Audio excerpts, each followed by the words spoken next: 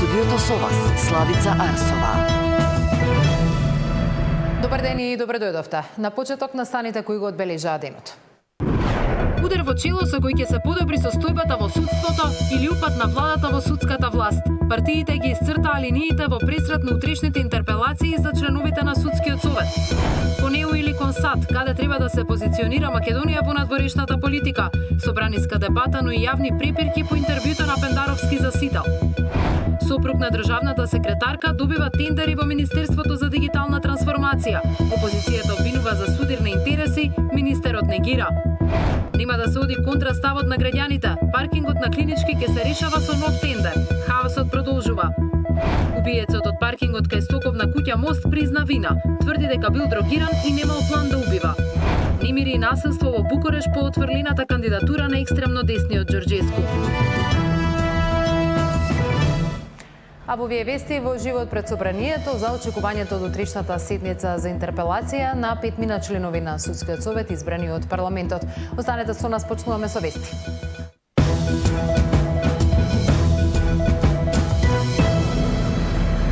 Партиите ги исцртаа своите позиции во однос на утрешното гласање интерпелација за 5 членови на Судскиот совет. СДСМ оцени дека ќе се случи најбруталниот упад на извршната во судската власт, додека ВМРО-ДПМН смета дека ударот во чело за судството со најнизок рейтинг е неопходен. Катерина Нешкова известува од собранието. Катерина, каков е планот за утре и што значат денешните пораки? Така, Цаци, токму овие позиции кои што ги спомена и ти во најавата, укажуваат на тоа каква седница не очекува. Утре јасно е дека интерпелациите или гласањето за недоверба на 5 члена на Судски совет избрани од парламентот ќе се случуваат само со гласовите на мнозинството, што е и доволно, имајќи предвид дека недоверба се гласа со 61 глас. Утре почнува расправата, 5 интерпелации се очекува голема дебата да се случи за првата интерпелација. Таа најверојатно ќе биде за Весна Дамева.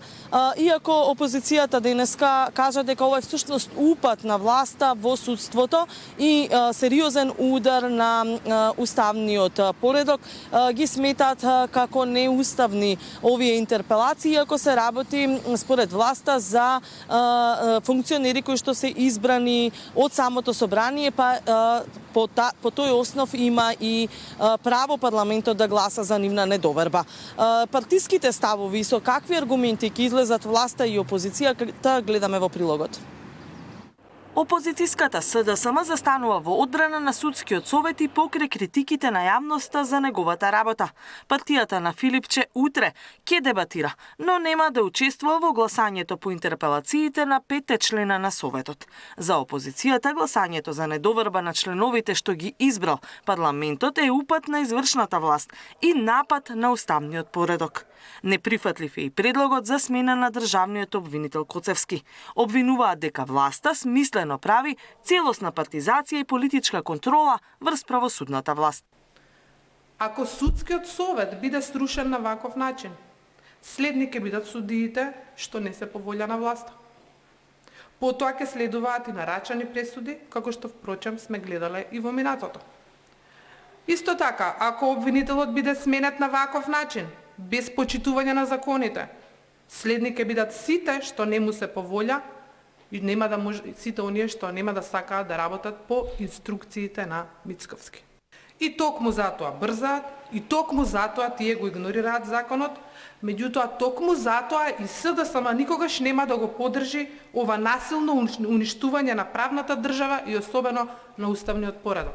Од власта пак велат дека партијата на Филипче намерно ги штити судиите и обвинителите за да се избегне одговорност и да се спречи нивна казна за неправилности и корупција. Отаму обвинуваат дека токму СДСМ инсталирала своји кадри во судството додека била на власт и затоа довербата во него е 2%. Како председател на Судскиот совет беше Весна Дамева, која како член на партиска комисија на СДС активно го спроведуваше политичкиот и криминален интерес на својата партија. Дамева не само што ги поттикнувала, туку и ги организирала незаконските дејства за да ги исполнува нарачките од тогашниот премиер Зоран Заев и министерот за здравство Венко Филипче. Пред Весна Дамева, како заменик председател на Судскиот совет беше Наке Георгиев, кој важеше за десна рака на Зоран Заев и Венко Филипче. Георгиев е познат по неговата вмешаност во криминални активности, а неговото признавање за примање мито за да влијае врз судиите и обвинителите само ја потврдува влошената состојба во судството. Собранието утре ќе почне расправата за гласање на недоверба на Дамева, Црвенковска, Адеми, Чочарова, Илиевски и Мустафа. Законодавниот дом нема мог да ги разреши членовите на судскиот совет, но за власта интерпелациите се силна порака дека не уживаат доверба и се надеваат на оставки. Каква е агендата? Кате колку време може да трае? Треба ли да заврши во еден ден дискусијата за интерпелација? Утре седницата е со 5 точки, значи само со интерпелациите. За секоја интерпелација во моментот кога ќе биде отворена, може да се расправа најмногу до полнок. Тоа би значило дека за 5 интерпелации најмногу што може да трае расправата и гласањето се 5 дена. Но сепак според ставовите кои што ги видовме и според динамиката на претходни интерпелации кои што се случуваа за владини функционери овдека во парламентот со ова мнозинство, настојувањата ќе бидат седницата да трае утре некаде дока 11 часот, 12 до полноќ, и тоа за сите 5 интерпелации. Како што споменав, најголема дебата се очекува за првата интерпелација, кога партиите ќе си ги кажат и своите аргументи за и контра ваквиот предлог. Катерина Нешкова, ти благодарам за овие информации. А судскиот совет утре ќе заседава за време на седницата на собранието, но дел од членовите се уште се не одлучили дали да се појават пред пратениците. Петмината членови на Судскиот совет за кои се бара интерпелација не се произнесоа дали ќе присуствуваат на утришната седница во собрание. Поранешната председателка Весна Дамева вели дека се двоумно доколку реши да оди оттаму, јавноста ќе слушне за нејзините ставови. Во исто време и Судски совет има закажана седница, но според председателот тоа не е алиби за членовите да не одат во парламентот. Напротив, вели доколку одлучат да присуствуваат, тој ќе ја прекине седницата.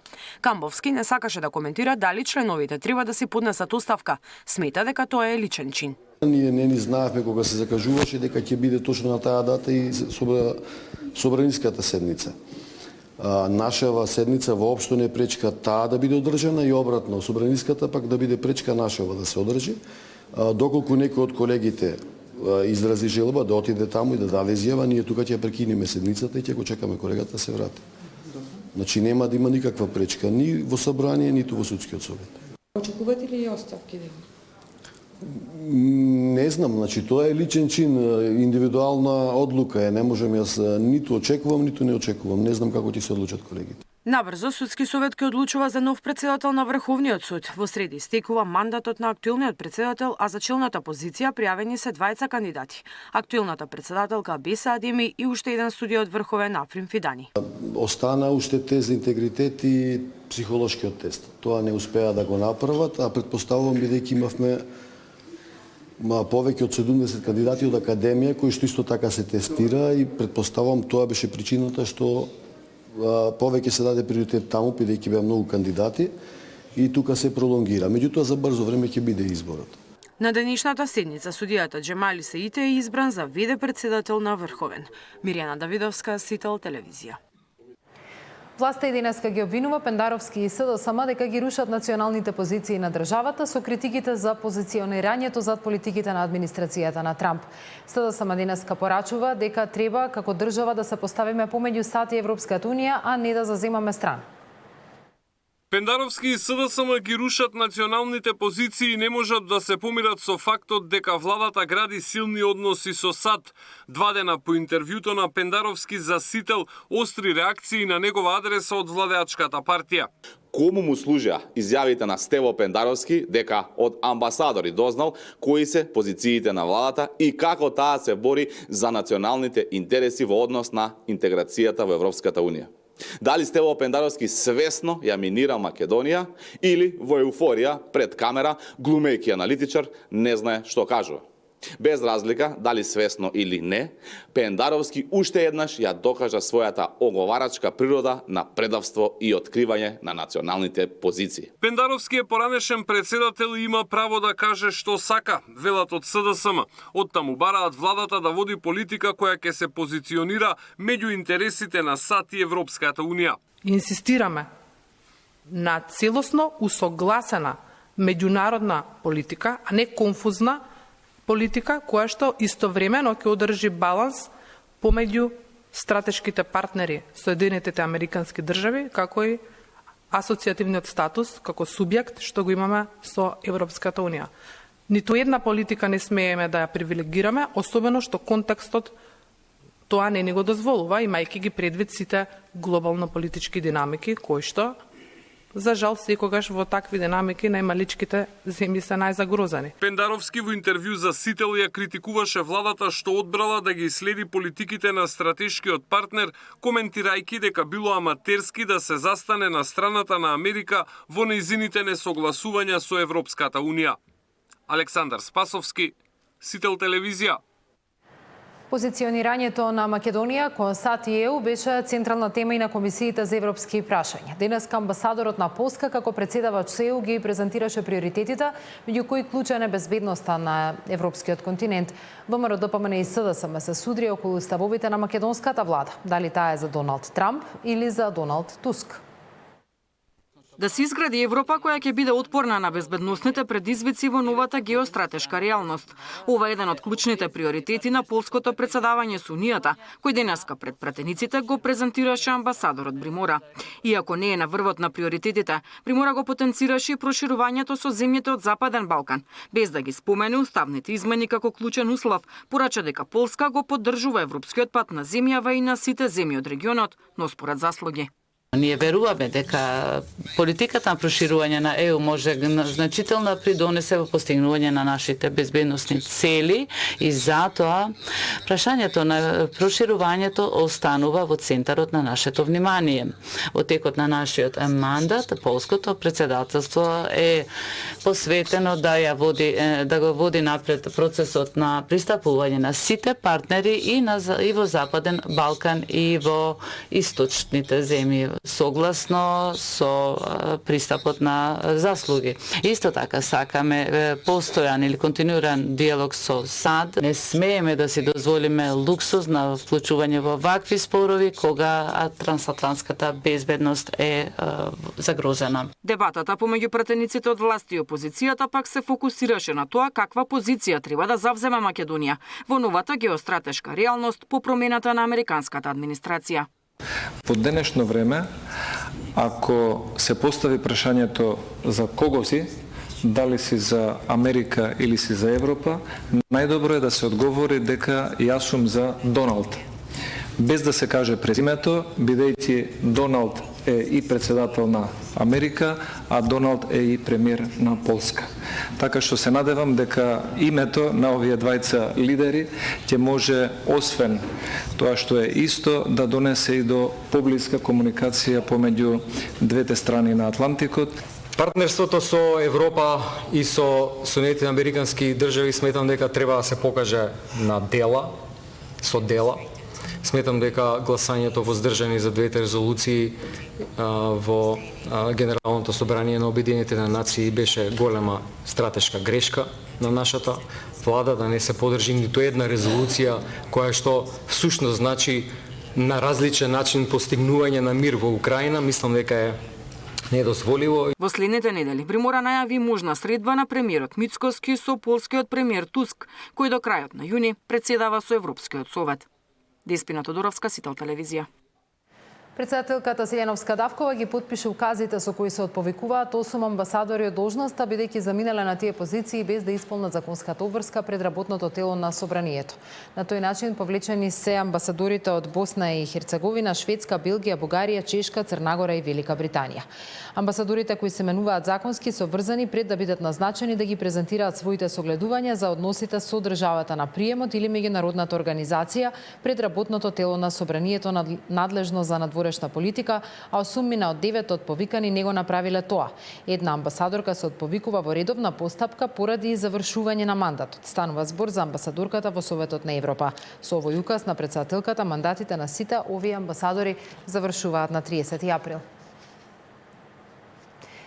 Дојде се реформира и наместо закани за дестабилизација да почне да предлага проекти кои ќе ги подобрат животот на граѓаните. Еден од предводниците на коалицијата Вреди, татовскиот градоначалник Касами, вели дека дуи имале повеќе од 20 години да направат нешто за албанците и дека сегашните нивни обиди да се факторизираат на политичката сцена се веќе прочитани од граѓаните. Функционерите на ДУИ пред да разговарат за кризи и за тензии во државата, треба да се реформират за тоа што се докуша во корупција. Тие што се корумпирани и кои има народот веќе јасни информации дека се работи за корумпирани политичари, не можат тие да зборат за правата на албанците. Има 20 години да ги заштитат правата на албанците, 20 години ги искористија за да крадат, за да ги полнат нивните джепови, сега се во опозиција, треба да рефлектират, да се реформират и да понудат некоја сериозна понуда за албанците и за сите граѓани во Македонија. Дали Македонија мора да бира Доналд Трамп или Доналд Туск? Дали се прави баланс во односите со стратешките партнери во Брисел и Вашингтон? Што ќе донесе утрешната интерпелација? Тема на денот во 19 со подпредседателот на Собранието од ВМРО ДПМН Антонио Милошовски.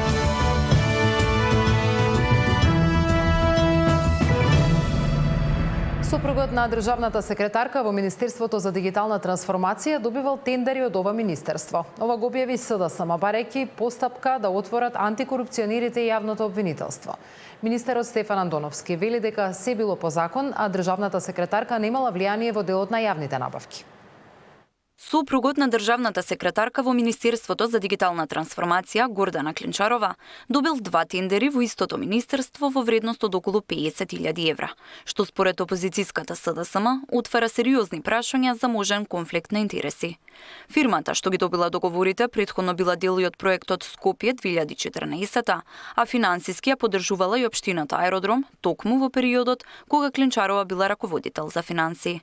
Опозицијската СДСМ го нарече случајот класичен пример за непотизам и побара ДКСК итно да отвори истрага за како што велат спорните тендери. Само од овие 2 тендери преку Министерството на Андоновски, околу 50.000 евра завршиле кај фирмата на сопругот на Клинчарова, која е државен секретар во истото министерство. Ете каде завршуваат парите на граѓаните, во семејните фирми на функционерите на ДПМН. Министерот за дигитална трансформација ги отфрла обвинувањата. На тендерот учествувала само една фирма, токму она на сопругот на Клинчарова, но ги исполнила сите законски услови, а Министерството заштедило од 10 до 45% по производ. СДСМ манипулира со бројките, вели Антоновски. Државниот секретар нема никаков допир со јавните набавки, а тој ниту бил вклучен во изборот на компанијата, а ниту постои законска основа за проверка на контактите на 150 вработени во Министерството со приватни фирми. Кога ќе дојде постапка на подписка и министерот, вие проверувате законитоста на постапката.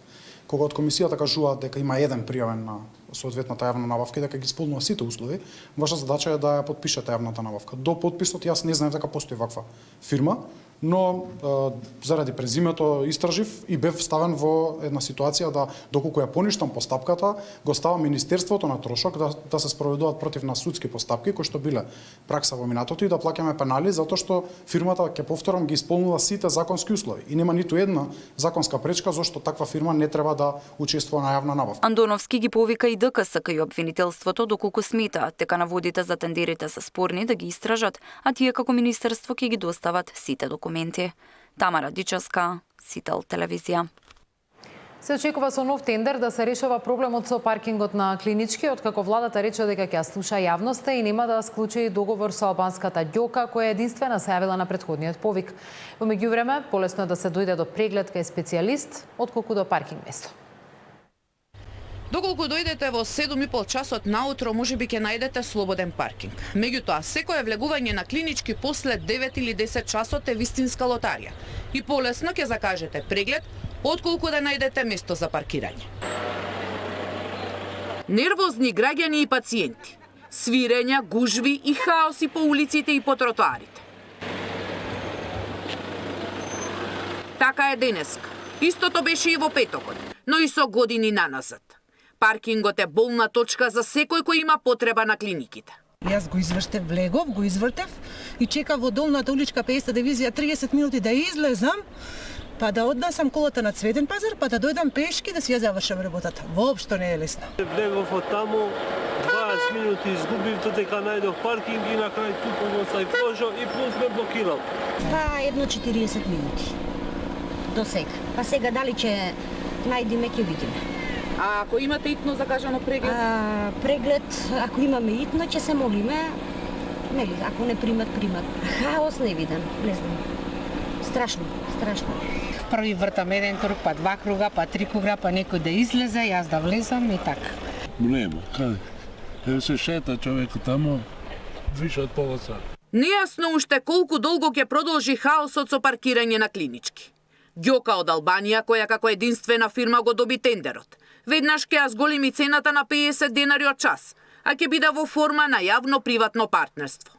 Но поради бурните реакции од јавноста, надлежните велат може и да не биде потпишан договор со компанијата, иако ги поминала сите филтри освен одобрување од владата.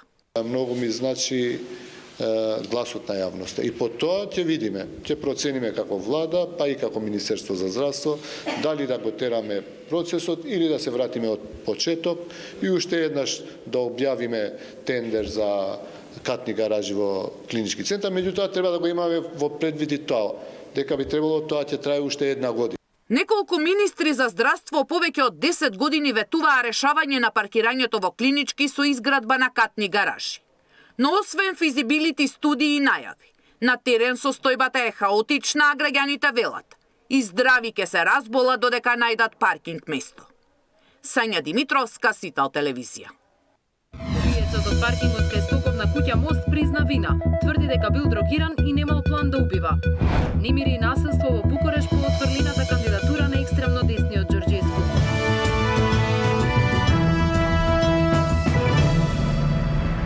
Елвин Куртовиќ денеска призна вина за убиството кој минатото лето го изврши пред трговскиот центар Мавровка. Тврдеше дека бил дрогиран и немал план да го убие. Одбраната бара поблага казна.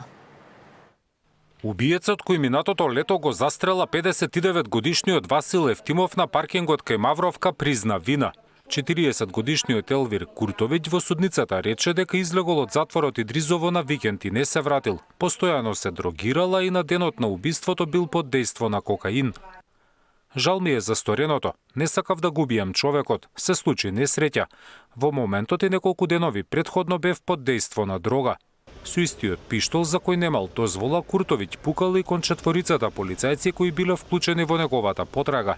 Откако го застрелал Васила, од неговата сопруга зел чанта во која имало компјутер, побегнал со автомобил кон парк Шумата Газибаба. Таму се префрлил во друго возило, но во Чаир бил совладан од полицијата. Иако обвинетиот го призна кривичното дело убиство, тој негираше дека поседувал оружје без дозвола и дека со него пукал кон полицајците кои се обиделе да го уапсат. Во четврток судот ќе објави пресудата за Куртовиќ. Неговата адвокатка побара поблага казна бидејќи обвинетиот признал вина. Ја обвини државата за пропусти во ресоциализацијата на затворениците и како што рече, ако тоа го увиделе затворските психолози, Елвин не би добил право на викенд, па немало да се случи ниту убиството. Во август лани среде Белден Куртовиќ со еден истрел во градите го застрела 59-годишниот скопјанец. Ја ограби неговата сопруга, а од возилото им одзел кутија со рачан алат. Обвинителството го гони за убиство со умисла и од користолюбие. Зоран Јаневски, Сител телевизија.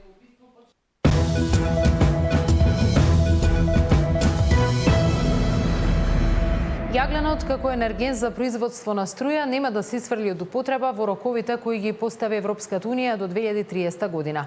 Чешка, иако е дел од унијата, ќе го пробие овој рок, а такви најави дава и министерката за енергетика од земјава која во посета на една од најголемите термоцентрали во Европа. Наташа Мирсовска е таму.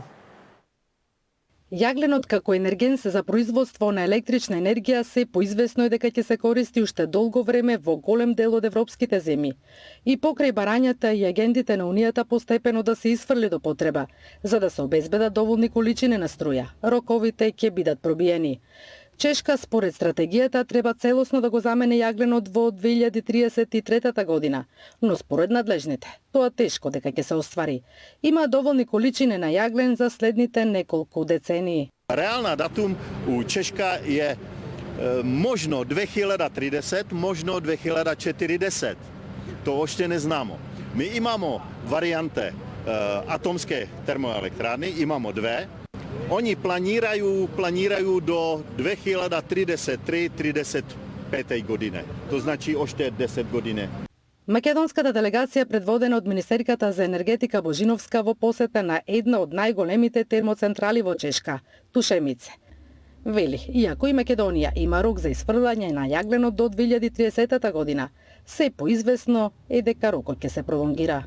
Ние работиме на ажурирање на стратегијата, што ни е на 2040 и ќе направиме се за да можеме да имаме еден период на транзиција и секако дека ќе ги искористиме нашите рудни богатства кои ги имаме, односно јагленот кој што го имаме, ќе го искористиме. Дали тоа ќе биде 2030 или понатаму, ќе дознаеме секако со нашата нова стратегија. Меѓутоа не можеме од сега точно да кажеме дека во 2030 ние ќе правиме било што. Се гледа и трендот е дека ќе има одложување. Меѓутоа времето ќе покаже, првенствено ние да ги снабдиме сите граѓани со електрична енергија. Присуството на сулфур во јагленот им задава проблеми на чешките производители. Откако властите ги казниле со 14 милиони евра глоба, компанијата инвестирала 300 милиони евра за десулфуризација и декарбонизација на воздухот пред 15 години. Дека јагленото што долго ќе се употребува покажуваат и официјалните бројки на Чешка. Речиси половина од потребите за електрична енергија се произведуваат во овие термоелектрани. Останатите се од нуклеарни централи, од обновливи извори на енергија, но и од гасни централи. Меѓутоа проблемот со нив е што во моментот нема гасни турбини затоа што во Европа се чекаат и до 6 години. Од Чешка Прага за Сител, Наташа Мерсовска.